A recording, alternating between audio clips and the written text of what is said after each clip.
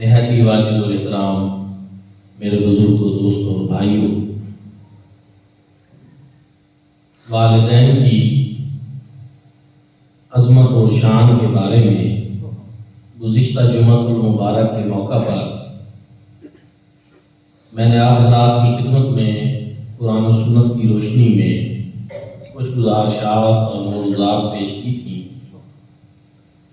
اور جو آیت کریمہ اب میں نے خطبہ میں پڑھی ہے، ابھی اس کا ترجمہ تفسیر باقی تھی، تو اس کو آپ کی خدمت میں پیش کرنا چاہتا ہوں۔ دعا ہے کہ اللہ کریم مجھے صحیح بیان کرنے کی توفیق عطا فرمائے۔ والدین اللہ رب العزت کا ایک بہت بڑا عطیہ ہے، بہت بڑی نعمت ہے، اور شجر سایہ دار ہیں جن کی چھاؤں میں انسان ہمیشہ سکون اور راحت محسوس کرتا ہے، اور جب یہ سایہ سروں سے اٹھ جائے تو انسان ہمیشہ جو ہے وہ اپنے آپ کو ایسے محسوس کرتا ہے جیسے بغیر چھت کے کسی گھر میں رہ رہا ہو۔ اب آبی بکار اگر آپ اور میں ہم سب یہ چاہیں کہ ہم اپنے والدین کے احسانات کا بدلہ اس دنیا میں چکا دیں تو کیا یہ ہمارے لیے ممکن ہے؟ یہ کسی کے لیے بھی ممکن نہیں۔ انسان تو اپنی ماں کی سردیوں کی اسے ایک سرد رات کا بدلہ نہیں چکا سکتا کہ جب ٹھنڈی اور یخ بستہ رات میں بچہ بستر کے اوپر پیشاب کر دیتا ہے تو ماں اس کو اٹھا کر خشک جگہ پہ ڈال دیتی ہے اور خود ساری رات اس گیلی جگہ پہ پڑی رہتی ہے۔ انسان کو اس ایک رات کا بدلہ بھی نہیں چکا سکتا، تو پھر اللہ رب العزت نے مہربانی فرمائی، کرم فرمایا اور ہمیں اپنے والدین کے احسانات کا بدلہ چکانے کے لیے ایک طریقہ ارشاد فرمایا قُلْ رَبِّ ارْحَمْهُمَا كَمَا رَبَّيَانِي صَغِيرًا، کہ تم اس طرح میری بارگاہ میں عرض کرو کہ اے اللہ تو ان دونوں کے اوپر رحم فرما، كَمَا رَبَّيَانِي صَغِيرًا، جیسا کہ انہوں نے ہمیں بچپن میں پالا، جیسا کہ ہماری تربیت کی، ہمیں پروان چڑھایا، اب تو ان کے اوپر اسی طرح رحم فرما، اسی طرح کرم فرما۔ دوستو اور بھائیوں، میں نے پہلے عرض کیا تھا کہ والدین کے لیے دعا کرنا ایک بڑے مفید عمل، برکت والا عمل ہے، رزق میں بھی برکت ہوتی ہے۔ یہاں والدین کے لیے رحم کی دعا صرف کرنے کا حکم بھی نہیں بلکہ انداز بھی بتا دیا گیا کہ اس انداز میں والدین کے لیے دعا کہ کل کہو اس انداز میں رب ارحمہما کما ربیانی صغیرا، اے اللہ ان دونوں کے اوپر اسی طرح رحم فرما جیسا کہ انہوں نے ہمیں بچپن میں پالا، ہماری تربیت کی، ہمیں پروان چڑھایا۔ تو اس انداز میں اللہ رب العزت سے آپ عرض کریں۔ اس میں ایک بات یہ بھی ہے کہ یہاں باقاعدہ اللہ رب العزت کی بارگاہ میں والدین کے لیے دعا کرنے کا حکم ہے، لیکن یہ حکم مطلق حکم ہے اور فقہ کا، تفسیر کا ایک مسلمہ اصول ہے کہ والمطلق یجری علی اطلاقہ، کہ مطلق ہمیشہ اپنے اطلاق پر جاری ہوتا ہے۔ آپ جس معاملے میں اللہ رب العزت نے پابند نہیں کیا تو آپ اس میں کسی کو پابند نہیں کر سکتے۔ رب تعالیٰ نے یہاں والدین کے لیے جو دعا ہے، ایک تو اس کے وقت کی کوئی قید نہیں لگا، دوسرا ان کے زندہ یا مردہ ہونے کی کوئی قید نہیں لگا، مطلق ارشاد فرمایا کہ جب بھی تمہیں موقع ملے، چاہے تمہارے والدین زندہ ہوں یا چاہے تمہارے والدین اس دنیا سے چلے جائیں، تو تم ان کے لیے دعائے رحمت اور مغفرت کر کے رہو۔ اس سے یہ بھی پتہ چلا کہ کسی بھی سلسلہ میں جو ہم والدین کے لیے دعا کرتے رہتے ہیں، چاہے جنازے سے پہلے ہو، جنازے کے بعد ہو، جنازے میں ہو یا اس کے علاوہ عام حالات میں ہو، اس میں وقت کی کوئی قید نہیں ہے، وقت کی کوئی پابندی نہیں ہے، بلکہ رب تعالیٰ نے جو ہے ہمیں مطلق حکم ارشاد فرمایا۔ دوستان دل کا پھر اس میں ایک اور بھی چیز ہے کہ جو حکم اللہ رب العزت کا ہے حضور نبی کریم صلی اللہ علیہ وآلہ وسلم نے بھی ایسا ہی ارشاد. حضرت ربیعہ بن سعدی بیان کرتے ہیں کہ میں حضور نبی کریم صلی اللہ علیہ وآلہ وسلم کی بارگاہ اقدس میں بیٹھا تھا. ایک شخص آیا اور اس نے پوچھا یا رسول اللہ میرے اوپر میرے والدین کے کتنے حقوق ہیں؟ حضور نبی کریم صلی اللہ علیہ وآلہ وسلم نے ارشاد فرمایا ہر انسان کے اوپر اس کے والدین کے 4 حق ہیں. ایک تو یہ کہ جب وہ فوت ہو جائیں ان کی نماز جنازہ پڑھیں. دوسرا والدین کی طرف سے جو رشتہ دار ہیں ددھیال ہیں ننہال ہیں ان کے ساتھ اس نے سلوک کیا. تیسرا یہ کہ جو وعدہ دنیا میں وہ کسی سے کر کے گئے ہیں والدین کو اس وعدے کو پورا کیا جائے. اور چوتھا یہ کہ تم ان کے لیے دعائے رحمت و مغفرت کرتے رہا. اللہ کا بھی یہی حکم ہے, اس کے نبی کریم صلی اللہ علیہ وآلہ وسلم کا بھی یہی حکم ہے کہ والدین کے لیے دعائے رحمت اور مغفرت کرتے رہا. اب نماز میں تو ہم دعا مانگتے ہی ہیں ربنا اغفر لی ولوالدی وللمؤمنین یوم یقوم الحساب. اللہ میری مغفرت فرما, میرے والدین کی مغفرت فرما اور قیامت والے دن سارے مومنوں کی مغفرت. تو والدین کے لیے دعائے رحمت اور مغفرت کرنا یہ اللہ کا حکم بھی ہے, اس کے نبی کریم صلی اللہ علیہ وسلم کا حکم بھی ہے. اور ہر نماز میں ہم یہ دعا مانگتے بھی ہیں. حضرت ابراہیم علیہ السلام کی دعا ہے, قرآن مجید فرقان حمید میں موجود ہے. تو اس سے پھر پڑھ کر اور کیا ہو سکتا ہے کہ انسان کی خوش نصیبی کہ وہ اپنے والدین کے لیے ہمیشہ دعا کرے, ان کو یاد کرے اور ان کے احسانات کا بدلہ اس صورت میں چکاتا ہے. دوستان دل کا رجب شریف ہے اور ہمارے محترم ماسٹر خادم حسین صاحب نے بھی ارشاد فرمایا کہ رجب بھی ہے اور آج 11ویں شریف بھی ہونی ہے. تو میں نے پھر اسی وقت سے سوچا کہ ہمارے بزرگ جو ہیں, اسلاف جو ہیں, ہمارے مشائخ جو ہیں, وہ ان تمام معاملات میں ہمیشہ قرآن و سنت کو ملحوظ رکھتے ہیں. تو یقیناً ہمارے حضور غریب نواز خواجہ خواجگاں حضرت خواجہ معین الدین چشتی اجمیری رحمۃ اللہ تعالی علیہ کی بھی اس سلسلے میں کوئی تعلیمات ہوں گی والدین کے بارے میں. تو دلیل العارفین وہ ملفوظات شریف کی کتاب ہے جو آپ کے ملفوظات حضرت خواجہ قطب الدین بختیار کاکی رحمۃ اللہ تعالی علیہ نے جمع فرمائے, وہ آپ کی طرف منسوب ہے. اور اس میں جو 5ویں مجلس ہے وہ والدین کی خدمت کے بارے میں, اس میں ایک حدیث پاک آپ نے ذکر کی ہے. چونکہ میں ہشت بحث جو ملفوظات ہیں مشائخ چشت اہل بہشت کے, ان پہ میرا تحریری کام بہت سارا ہو چکا ہے, ابھی کچھ باقی بھی ہے, میں کام کر رہا ہوں. اس میں یہ جو حدیث پاک ہے یہ حدیث پاک حدیث کی مختلف کتابوں میں تھوڑے بہت اضافے کے ساتھ بھی موجود ہے. اضافے کے کمی کے ساتھ یہ شعب الایمان بہقی میں ہے, فتاوی رضویہ شریف میں بھی ہے کہ 5 چیزیں ایسی ہیں جن کا دیکھنا عبادت. ان میں یہ ہے کہ حضور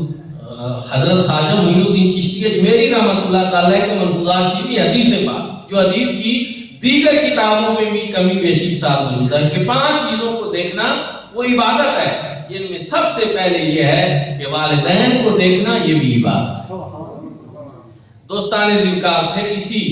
عنوان کے تحت اس حدیث پاک کا یہ حصہ بیان کر کے آپ پھر بیان فرماتے ہیں کہ حضرت بایزید بسطامی رحمۃ اللہ تعالی علیہ سے کسی نے پوچھا کہ آپ کو یہ مقام کیسے ملا؟ تو انہوں نے کہا جب میں پڑھنے کے لیے اپنے اساتذہ کے پاس گیا اور قرآن مجید جب میں ان سے پڑھ رہا تھا, قرآن پاک کا درس لے رہا تھا, تو جب میں اس آیت کریمہ پہ پہنچا وبالوالدین احسانا جو ہمارا موضوع بھی چل رہا ہے, تو میں نے اپنے استاد سے پوچھا کہ اس کا مطلب کیا ہے. استاد صاحب نے مجھے بتایا کہ اس کا مطلب یہ ہے کہ اللہ رب العزت یہ فرما رہے ہیں کہ جس طرح تم میری جو ہے تعظیم کرتے ہو, محبت کرتے ہو, پیار کرتے ہو, اسی طرح تم اپنے والدین کے ساتھ بھی محبت کرو, تعظیم کرو اور ان کے ساتھ پیار کرو. کہتے ہیں جب میں نے یہ سنا تو میں واپس آیا اور اپنی امی جان کے قدموں کے اوپر میں نے سر رکھ دیا اور ان کی بارگاہ میں عرض کی کہ آپ میرے اوپر کرم نوازی فرمائیں اور میرے لیے دعا کریں.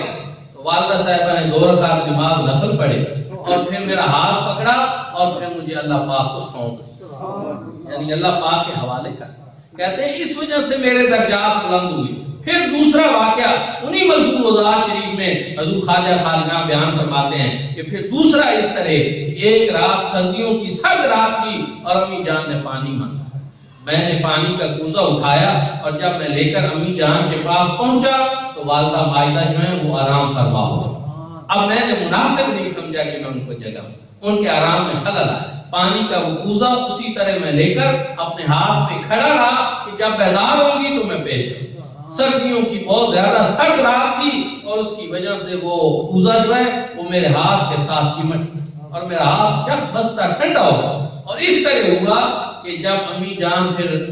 2/3 رات کے بعد جاگی تو میں نے پیش کرنا چاہا تو ساتھ میری جلد بھی اس کے ساتھ آ، اس انداز میں پھر انہوں نے میرے لیے دعا کی کہ اللہ پاک تیری مغفرت فرمائے، اللہ رب العزت تمہیں بخت لگائے۔ جو انہوں نے دعا کی اس دعا کی برکت سے اللہ رب العزت نے مجھے سلطان العارفین بنا، قطب الاقطاب بنا، یہ مقام عطا فرمائے۔ میرے بھائیو اور دوستو، ہمارے بزرگ ہمیں یہ بتاتے ہیں، اسلاف بھی یہ بتاتے ہیں کہ جس کو مقام ملا، مرتبہ ملا، اس میں جہاں ان کا کوئی کسب یا ان کی کوئی عبادت یا ریاضت یا مجاہدے ہوں گے، لیکن ساتھ ہی ساتھ عام چیز یہ ہے کہ پیچھے ماں کی دعا بھی شامل، ماں کی دعا کی کوشش کی، انہوں نے حاصل کی۔ تو دوستان ذکر میں اس حدیث پاک کو پورا کر دیتا ہوں کہ ایک تو والدین کو دیکھنا یہ بھی بات، اور دوسرا کیا ہے، قرآن پاک کو دیکھنا یہ بھی بات، قرآن پاک کی زیارت کرنا، صرف اس کو دیکھنا یہ بھی بات، اور تیسرا یہ کہ علماء کو دیکھنا، ان کی قدر کرنا یہ بھی جو ہے یہ بات۔ آپ نے ایک حکایت بیان کی کہ ایک شخص تھا، وہ فوت ہوا، لوگ چاہتے تھے کہ اس کا رخ قبلہ کی طرف کر دیں، لیکن جب اس کا رخ قبلہ کی طرف کیا جاتا تو اس کا رخ مڑ جاتا، تو پھر لوگ بڑے پریشان ہوئے، آتے پہ غیب سے آواز آئی اس کو چھوڑ دو، اس کا رخ اب قبلہ کی طرف اس لیے نہیں ہو سکتا کہ یہ ہمارے علماء سے دل میں کدورت رکھتا تھا، نفرت رکھتا تھا، اس لیے مرنے کے بعد آپ اس کو اپنے حال پہ چھوڑ دو، اس کا رخ قبلہ کی طرف۔ دوستان ذکر پھر آپ نے فرمایا کہ اپنے پیر کو دیکھنا جو ہے وہ بھی بات، اور پھر کعبہ شریف کو دیکھنا وہ بھی بات، اور جیسا میں نے کمی بیشی اور اضافے کی بات کی تو کچھ حدیث میں یہ ہے کہ زمزم شریف کو دیکھنا وہ بھی بات، جو یہاں ذکر نہیں تھا لیکن اور حدیث میں یہ اس کا اضافہ بھی تھا، تو زمزم شریف کو دیکھنا بھی عبادت ہے۔ تو دوستان ذکر والدین اللہ رب العزت کا وہ عظیم عطیہ ہیں کہ بزرگان دین نے بھی ان کی نہ صرف خدمت کی بلکہ ان کی خدمت کے آداب بھی بتائے، اور ان کی خود بھی خدمت کی، اور اپنے مریدین جو ہیں ان کی باقاعدہ تربیت کی کہ وہ اپنے والدین کے ساتھ اس طرح کا سلوک۔ آج یہاں 11ویں شریف کی محفل پاک ہونی ہے، تو حضور شہنشاہ بغداد، پیران پیر، دستگیر، محبوب سبحانی، قطب ربانی، شہباز لامکانی، الشیخ محی الدین عبد القادر جیلانی الحسنی والحسینی رضی اللہ تعالیٰ عنہ، آپ کا بڑا مشہور زمانہ واقعہ ہے کہ آپ اپنی امی جان کے پاس حاضر ہوتے ہیں اور اجازت لیتے ہیں کہ میں علم دین کے لیے بغداد جانا چاہتا ہوں۔ اب اس کی بھی ایک تھوڑی سی تفصیل ہے کہ ایسے ہی آپ کے دل میں خیال نہیں آیا، بلکہ ایک دن آپ بیل کے پیچھے دوڑے اور دل میں چاہ کہ میں اس کے پیچھے ہال پکڑوں، کھیتی باڑی کروں، تو بیل پیچھے ہٹ کر کھڑا ہو گیا اور مڑ کر اس نے کہا عبد القادر تیرا یہ کام نہیں، تیری ڈیوٹی کوئی اور ہے۔ اس واقعہ سے اور پھر آپ کو پتہ چلا کہ شہر کے گاؤں کے حاجی جو ہیں وہ حج پہ جا رہے ہیں، تو جس طرح ہمارے بچوں کی عادت ہوتی ہے کہ اس قافلے کو دیکھنے کے لیے آپ بھی اپنی شہر کی اپنے گھر کی چھت کے اوپر جو ہے کھڑے ہو گئے اور وہاں سے دیکھنا چاہا کہ کیسے قافلہ جا رہا ہے، تو آپ فرماتے ہیں جب میں نے دیکھا تو حجابات اٹھ گئے اور میں نے وہاں جو ہے حرم پاک کے اندر جو ہے وہ سارے حاجیوں کو جمع ہوتے ہوئے اپنی آنکھوں سے دیکھا۔ کہتے ہیں اس کے بعد تو مجھے سمجھ آ گئی کہ میرا مقام اور میری منزل کچھ اور ہے۔ والدہ مائدہ کی خدمت میں حاضر ہوئے، واقعات عرض کیے، آپ کی اماں جان بھی جو ہیں وہ بھی سیدہ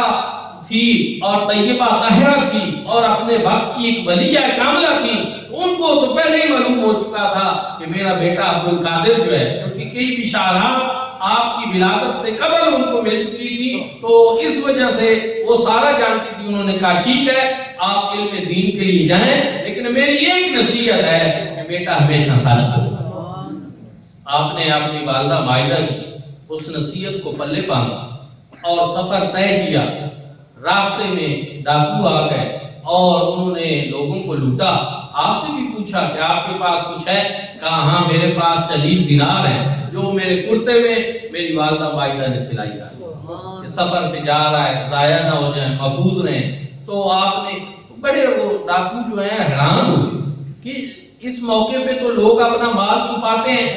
بیان نہیں کرتے، لیکن یہ کتنا عجیب ہے کہ یہ بچہ ہے اور مال چھپانے کی بجائے سچ بول رہا، بتاتا ہے میرے پاس۔ وہ اپنے سردار کے پاس لے گیا، اس نے پوچھ گچھ کی، آپ نے اسی طرح جواب دیا۔ تو اس نے کہا بتائیں کہ آپ نے ایسا کیوں کیا، چھپایا کیوں نہیں، جھوٹ کیوں نہیں بولا؟ کہا اس لیے کہ جب میں گھر سے نکلا تھا تو میری ماں نے مجھ سے عہد لیا تھا کہ بیٹا ہمیشہ سچ بولنا، اس وجہ سے میں اپنے ماں کے ساتھ کیے ہوئے عہد پیمان کو نبھا۔ ڈاکوؤں کے سردار کی آنکھیں کھل گئی۔ اس نے کہا دیکھیں یہ بچہ ہو کر اپنی ماں سے کیے ہوئے وعدہ جو ہے اس کو فراموش نہیں کر رہا، اور ایک ہم ہے کہ اپنے خالق و مالک سے کیے ہوئے وعدے کو بھلا چکے۔ فوراً ہی توبہ کی آپ کے ہاتھ اوپر جو ہے۔ تو اس نے اپنے دوستوں کو کہا کہ اب تمہاری اور میری راہ جدا ہے، اب جدھر آپ نے جانا ہے جائیں، مجھے اپنی منزل مل گئی، میں اب کسی اور راہ کا جو ہے مسافر ہو گیا ہوں۔ انہوں نے کہا جناب ایسے نہیں ہوگا، اگر آپ بدی میں ہمارے سردار تھے تو اب اگر نیکی کرنے کا معاملہ ہے تو آپ اس میں بھی ہمارے سردار، آپ ہمیں اب اپنے سے جدا نہ کریں، اب ہم بھی توبہ کریں۔ سارے ڈاکو جو ہے وہ توبہ کریں۔ دوستان ذکر جہاں اس سے یہ پتہ چلتا ہے کہ حضور سیدنا غوث العظم عبد القادر جیلانی بچپن سے ہی صاحب کرامت بزرگ تھے، ایک بہت بڑے ولی کامل تھے، اور اللہ رب العزت کے محبوب کریم صلی اللہ علیہ وآلہ وسلم کے دین کو ایک نئی زندگی عطا کرنے والے تھے۔ اسی وجہ سے آپ کا لقب جو ہے وہ محی الدین تھا، دین کو زندہ کرنے والا، اور آسمانوں میں آپ کا لقب باز اشہب تھا۔ لیکن اس سے یہ بھی پتہ چلتا ہے کہ اس کے باوجود آپ کے دل میں اپنی والدہ مائدہ کی بڑی قدر و منزلت، اپنی امی جان کے بڑے آپ ادا بجا اور ان سے کیا ہوا وعدہ پورا کر رہے ہیں، اور اس کا نتیجہ بھی آپ دیکھ رہے ہیں کہ کون کون سی برکات ہیں وہ نصیب ہو۔ الغرض جس نے بھی اپنے والدین کے ساتھ اس نے سلوک کیا، جس نے بھی ان کے ساتھ اچھا رویہ رکھا، اللہ رب العزت نے اس کے اوپر بڑا کرم۔ رب تعالیٰ نے قرآن مجید فرقان حمید کی ان آیات میں یہی فرمایا وَقَضَىٰ رَبُّكَ أَلَّا تَعْبُدُوا إِلَّا إِيَّاهُ وَبِالْوَالِدَيْنِ إِحْسَانًا۔ آپ کے رب نے یہ فیصلہ فرما دیا ہے، اس کا یہ حکم آ چکا ہے کہ تم اللہ کے سوا کسی کی عبادت نہ کرو، وَبِالْوَالِدَيْنِ إِحْسَانًا، اور والدین کے ساتھ احسان کرو۔ اِمَّا يَبْلُغَنَّ عِندَكَ الْكِبَرَ أَحَدُهُمَا أَوْ كِلَاهُمَا، جب وہ دونوں یا ان میں سے کوئی ایک وہ بڑھاپے کو پہنچ جائیں، فَلَا تَقُل لَّهُمَا أُفٍّ وَلَا تَنْهَرْهُمَا، انہیں اف بھی نہ کہو اور انہیں چھیڑو۔ اور پھر مزید ارشاد فرمایا وَقُل لَّهُمَا قَوْلًا كَرِيمًا، اور جب ان کی بارگاہ میں بیٹھو گفتگو کرو تو بڑے نرم لہجے کے ساتھ، قول کریم کے ساتھ۔ وَخْفِضْ لَهُمَا جَنَاحَ الذُّلِّ مِنَ الرَّحْمَةِ، اور ان کی بارگاہ میں بیٹھتے ہوئے اپنے عاجزی انکساری کے پر بچھا کر۔ اور پھر مزید ارشاد فرمایا وَقُلْ رَبِّ ارْحَمْهُمَا كَمَا رَبَّيَانِي صَغِيرًا، اور یہ دعا بھی کرتے رہا کرو کہ اے اللہ میرے اوپر بھی اسی طرح رحم فرما جیسا کہ انہوں نے ہمیں بچپن ہماری تربیت۔ حضور نبی کریم صلی اللہ علیہ وآلہ وسلم نے ارشاد فرمایا اذا مات الانسان انقطع عنہ عملہ، کہ جب انسان فوت ہو جاتا ہے اس کے اعمال کا سلسلہ منقطع ہو جاتا ہے، الا بثلاث، مگر 3 چیزیں ایسی ہیں کہ مرنے کے بعد بھی اس کا فائدہ اس کو پہنچتا ہے۔ فرمایا صدقۃ جاریہ، پہلی چیز صدقہ جاریہ ہے، انسان جو ہے کوئی ایسا کام کر کے جائے کہ مرنے کے بعد بھی جو ہے اس سے لوگ نفع اٹھاتے رہیں تو اس کا ثواب اس کو مرنے کے بعد بھی پہنچتا ہے۔ مسجد بنانا صدقہ جاریہ، مدرسہ بنانا صدقہ جاریہ، فری ڈسپنسری بنانا صدقہ جاریہ ہے۔ اب اسی طرح کے اور بہت سارے ہیں، موڑیاں والا میں اب پانی کا مسئلہ چل رہا ہے اور وہاں پہ لوگ جو ہے اپنی مدد آپ کے تحت کوشش کر رہے ہیں کہ وہاں پہ پانی کا بور ہو گیا، اب آگے شہر اور گاؤں کو بھی وہ پانی کی سہولت مل جائے، اب اس میں جو حصہ ڈالے گا یہ بھی صدقہ جاریہ۔ ہماری اس مسجد میں قلیم بچھا، ابھی تھوڑے سے اس کے ابھی باقی ہیں، کچھ بقایا جات ہیں، اس میں بھی حصہ لے سکتے ہیں، یہ بھی ایک صدقہ جاریہ۔ الغرض جو اس طرح کی چیزیں ہیں انسانی مفاد عامہ کی، یہ ساری صدقہ جاریہ میں شامل۔ دوسرا ارشاد اور علم ينتفع به، اپنے پیچھے ایسا علم چھوڑ کر جانا جس سے لوگ نفع حاصل۔ استاد ہے وہ پڑھائے گا، اور جب تک اس کے شاگرد موجود رہیں گے اور وہ قرآن پاک پڑھیں گے یا اور علوم بھی اس میں شامل ہیں، ہم صرف اس کو قرآن پاک کے ساتھ خاص نہیں کرتے، جس طرح کی دنیا بھر کے علوم و فنون جو ہے وہ اس میں شامل ہے۔ جب وہ لوگ آگے پڑھتے رہیں گے، پڑھاتے رہیں گے، نفع اٹھاتے رہیں گے، استاد کو بھی ثواب۔ پھر اگر کوئی کتاب اسی طرح اس نے لکھی اور اس کو لوگ پڑھتے رہے، جب تک وہ کتاب موجود رہے گی، لوگ نفع اٹھائیں گے، اس کا ثواب بھی اس کو ملتا ہے۔ اور علم ينتفع۔ تیسری چیز جو ہمارے اس موضوع سے بطور خاص جو ہے وہ ریلیٹڈ ہے، فرمایا والد صالح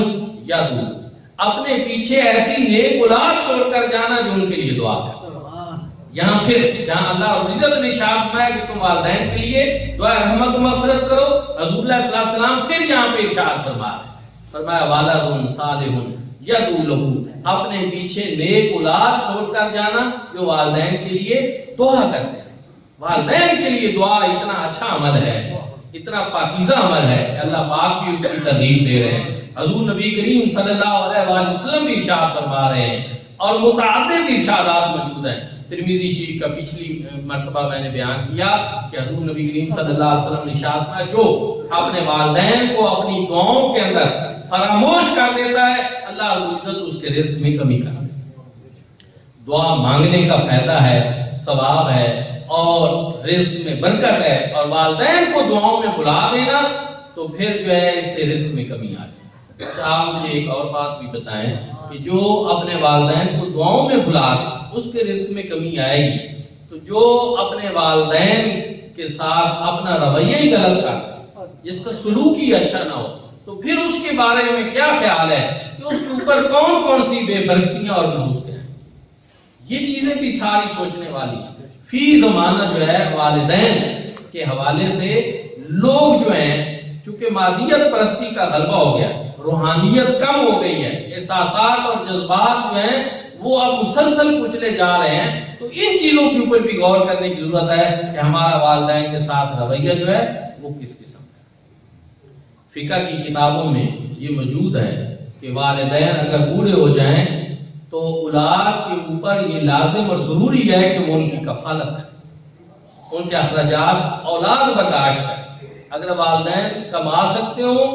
تب بھی اور نہ کما سکتے ہو تب بھی، اب اولاد کے ذمہ ہے کہ وہ والدین کی باقاعدہ خدمت کریں، ان کی کفالت کریں۔ اور پھر اس میں یہ ہے کہ اگر والد اور والدہ دونوں جو ہیں وہ کما نہ سکتے ہوں اور انسان کے حالات اتنے تنگ دست ہوں کہ وہ ان میں سے کسی ایک کی خدمت کر سکتا ہو، دونوں کی نہیں کر سکتا، اس کے حالات ساتھ نہیں دے رہے، تو پھر اس میں یہ ہے کہ پہلے وہ والدہ کی خدمت، کیونکہ حضور نبی کریم صلی اللہ علیہ وسلم سے جب پوچھا گیا کہ میرے حسن سلوک کا سب سے زیادہ مستحق کون ہے، رسول اللہ صلی اللہ علیہ وسلم نے فرمایا ماں۔ پھر پوچھا گیا کون، پھر فرمایا ماں، پھر پوچھا گیا کون، پھر فرمایا ماں، اور پھر چوتھی مرتبہ پوچھنے پہ ارشاد فرمایا آپ کا باپ۔ اس وجہ سے ماں تو بالخصوص حسن سلوک کی زیادہ مستحق ہے، لیکن باپ بھی مستحق ہے۔ فی زمانہ ہم دیکھتے ہیں کہ باپ جو ہے اس کو وہ اہمیت نہیں دی جاتی، حالانکہ باپ بھی جو ہے وہ پیٹ کاٹتا ہے، فاقے برداشت کرتا ہے، اور اس کی بھی اپنی اولاد کو پروان چڑھانے کے لیے اور کسی مقام اور مرتبے پہ پہنچانے کے لیے کافی جو ہے وہ کوئی کام نہیں۔ ایک مرتبہ اسی طرح میں نے تقریر کی کہ والدین کی بڑی شان ہے، ان کا بڑا مقام ہے اور ان کا بڑا مرتبہ ہے، تو ان کی بڑی خدمت کرنی چاہیے، ساری چیزیں بیان کی۔ تقریر کے بعد ایک نوجوان مجھے ملا، اس نے کہا جناب کبھی اولاد کے حقوق بھی بیان کیا، کیونکہ ہمارے والد صاحب جو ہیں وہ ہمارے ساتھ بڑی زیادتیاں کرتے ہیں، وہ ہمارا خیال نہیں رکھتے، ہمارے ساتھ ان کا رویہ درست نہیں ہے۔ ہمیشہ جب بھی ہم سنتے ہیں یہی بیان کیا جاتا ہے کہ والدین کے ساتھ جو ہے ایسا سلوک نہ کیا کریں، تو کبھی اولاد کے حقوق بھی بیان کیا کریں۔ مجھے اس کی بات دل لگی کہ ٹھیک ہے، دونوں چیزیں بیان ہونا ضروری ہیں کہ جہاں والدین کے بڑے حقوق ہیں وہاں پر والدین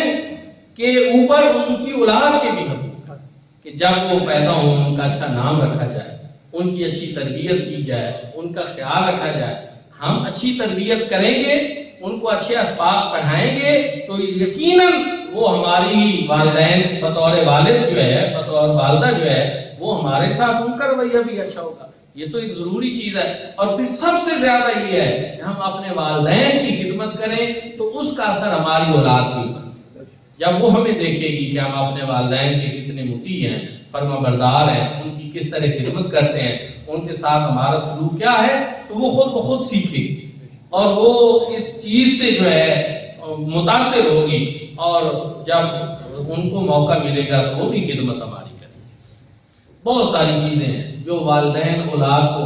خود غلط طریقے سے جو ہے گائیڈ لائن دیتے ہیں اور پھر اس کا شکوہ کرتے ہیں۔ مثلا جھوٹ بولنا بڑی بری چیز ہے، لیکن کئی مرتبہ ہم دیکھتے ہیں کہ والدین اپنے بچوں کو خود جو ہے اس کی ترغیب دے رہے ہوتے ہیں۔ کوئی باہر سے بندہ آیا، اس نے دستک دی کہ آپ کے ابو سے ملنا ہے،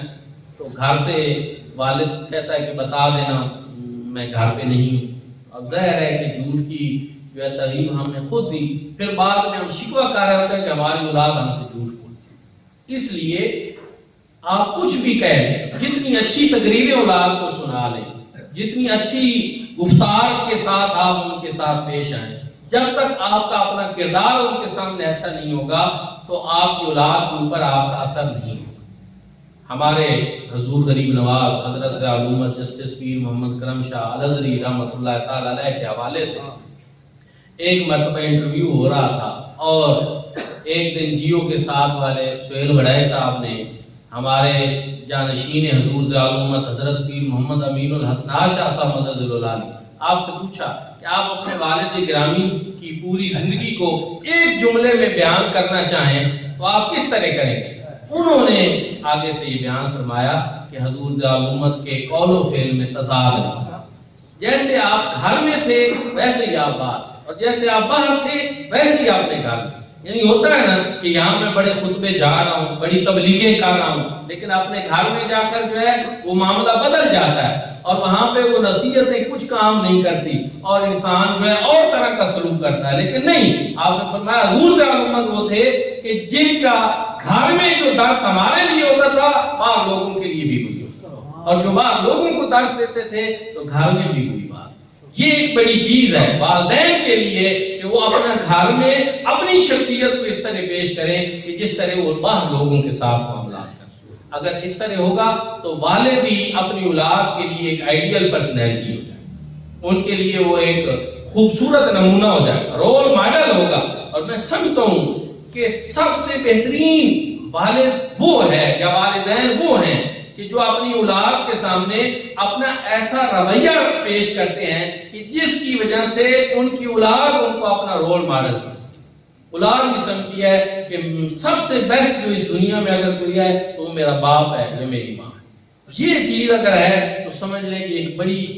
اہمیت کی حامل ہے، اور اگر یہ نہیں ہے تو پھر آپ اولاد کی تربیت کے لیے جو کچھ کرتے رہیں اور اساتذہ کو کہیں اچھا نصاب پڑھائیں، جو بھی کر لیں، تو پھر اس کا اس کے اوپر کوئی عمل نہیں ہوگا اور اثر نہیں ہوگا۔